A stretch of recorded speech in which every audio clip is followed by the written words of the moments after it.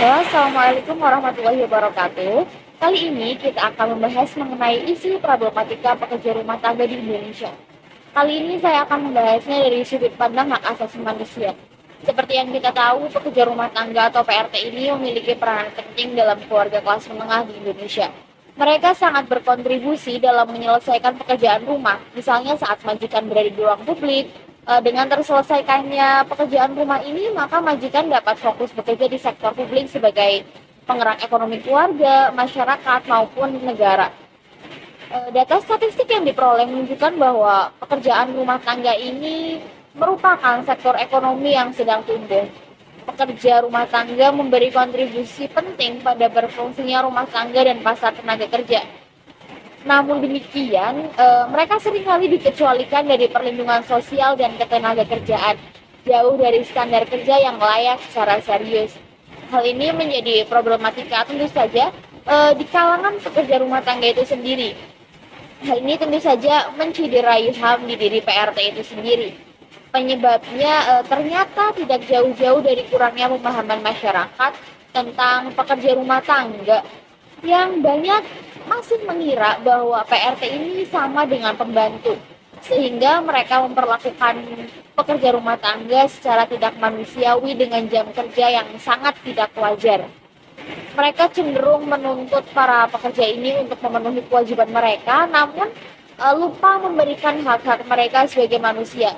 Hal ini tentu saja sudah termasuk pelanggaran terhadap HAM, ruang gerak yang dibatasi, serta hak menyuarakan pendapat tidak mereka dapatkan. Seringkali justru mereka tidak diberi upah yang layak dengan tenaga yang mereka keluarkan.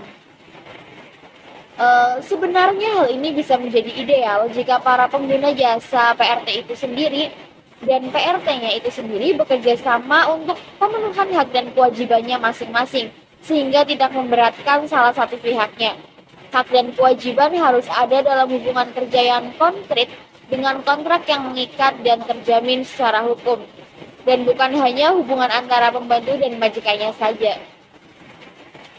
Kemudian, PRT harus mempunyai paling sedikit perlindungan hukum ini yang bisa mencakup jam kerja harian, waktu istirahat, kerja malam, kerja lembur, termasuk juga dengan kompensasi yang memadai dan waktu istirahat yang cukup. Istirahat mingguan dan periode cuti seperti cuti tahunan, cuti libur umum, cuti sakit, dan cuti melahirkan.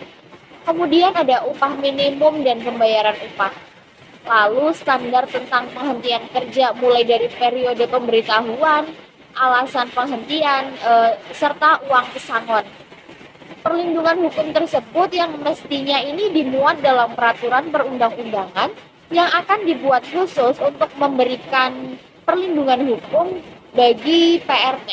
Hal ini yang mesti diperhatikan juga adalah keterlibatan kelompok PRT dalam proses pembuatan undang-undang akan secara signifikan meningkatkan kemungkinan kelompok sasaran mampu menggunakan secara aktif kebijakan dan peraturan yang dihasilkan.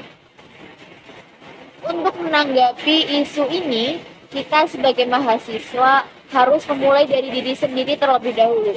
Setelahnya, kita bisa menggunakan media sosial sebagai arena gerak, memulai berjejaring dengan media-media independen, serta bekerja sama dengan lembaga swadaya masyarakat atau LSM yang berkonsentrasi terhadap isu pekerja. Menciptakan ruang aman bagi relawan dan bersama menyelenggarakan diskusi seputar isu hak asasi manusia. Lalu ada yang terakhir yaitu ikut mengkampanyekan dukungan terhadap hak-hak PRT. Demikian itu adalah ulasan dari saya, kurang lebihnya saya mohon maaf. Wassalamualaikum warahmatullahi wabarakatuh.